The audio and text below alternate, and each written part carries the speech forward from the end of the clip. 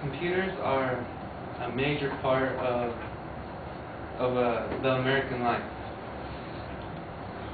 and that's because first let me talk about how they're a major part. I mean, you as students know more than most people how much that we may come to rely on it, or how much the classes require it. And it's a lot easier to type up an essay than to write it, and it's way easier to research on the internet than having to go to a library, look through all the sections, trying to find the book, and get the material you need. And they're also so important because any successful business in America knows that a computer is essential in order for them to succeed, and for keeping records or crunching numbers and all essential stuff.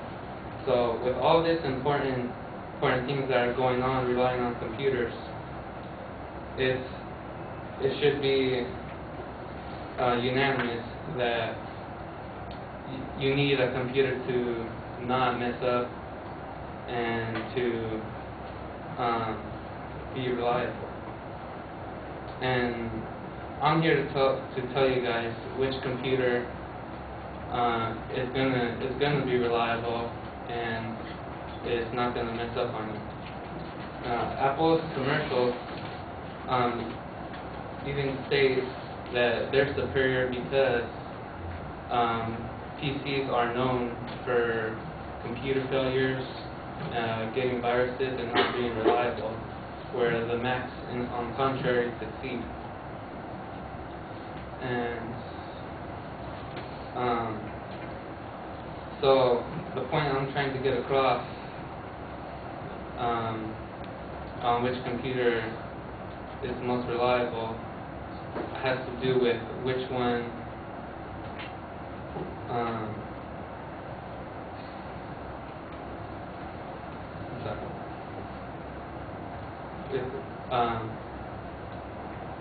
which one improves your life.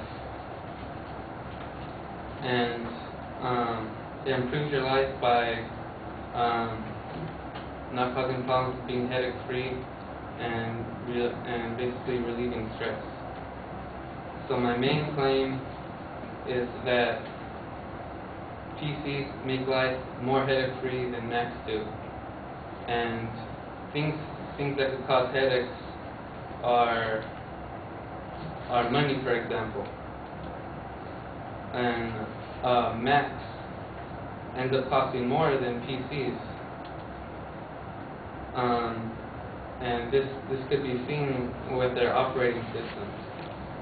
Since 2001, they've put out 6 installments of different operating systems, and with each one, once released, costs around $200. So 6 releases of $200 operating systems that are important and necessary to run computers adds up to a lot of money. And in order to add hardware to a Mac computer, you must either buy a new one or go through Apple and buy their limited specific hardware in order to improve your computer.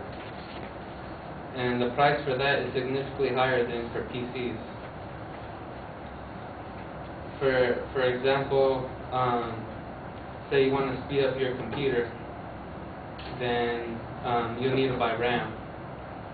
If you want to buy RAM for your Mac, the cheapest one on the Apple Store, which could be seen on their website, was $200, and they go up to $500 and even $900 for 4 gigs of RAM. And I recently purchased the same amount of RAM for my PC for $100, and the most expensive you'll find that amount of RAM is about $200, which is the least amount you can find for Mac RAM. So that in itself causes huge headaches, and it goes against what Apple says in their commercials, that they're less headache-free than PCs. And to add to that, and which brings me to my next point, is that you can customize PCs much more than you can customize Macs. Macs only offer two types of PCs that you can later customize, and those are ridiculously expensive. You could find the same computer with the same the same quality of hardware on PCs for around $1,000 cheaper. It costs $2,500 for a Mac PC, and the equivalent, for a Mac, and the equivalent for a PC would be around $1,500. And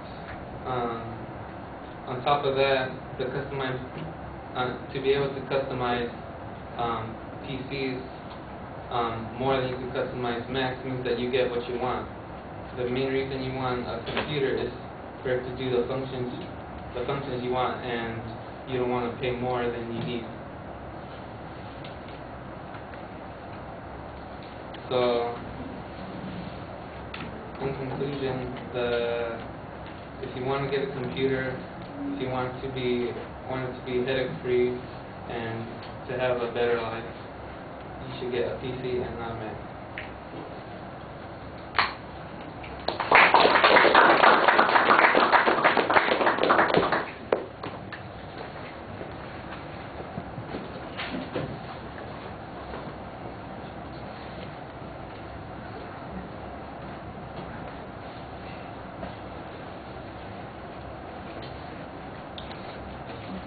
All right, Nicholas, the first problem is it takes you 3 minutes and 6 seconds to get to what your proposition is. You've got a long background set up. It needs to go a lot clearer, and you need to be more specific. The phrasing on it about the headaches, I think that's kind of a convoluted way of expressing the idea, and you could probably find some wording that would be simpler and easier for people to follow. Although ultimately you are making a comparison about the problems that people would face if they were choosing one computer over the other. And I think that kind of comparison is okay as long as you've got objective standards on it.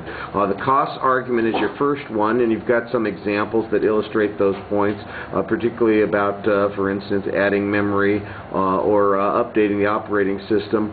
Again, I don't doubt that you've got accurate numbers there. You probably just need to give us a few source citations on those things. You've got the personal example about adding RAM for your own PC, and I, again, assume that you are telling us the truth. I'm not jumping to the conclusion that you're not, but it's not that hard to find information about how much things cost, especially, and to provide a source site on it, especially stuff from Apple, because they pretty much have a singular pricing system, and it's easy to cite their website for that kind of information.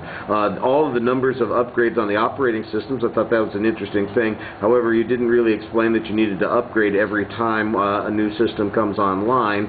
I know that that's not necessarily true when it comes to Windows systems. A lot of people are still using Windows XP, and there have been 3 systems since then.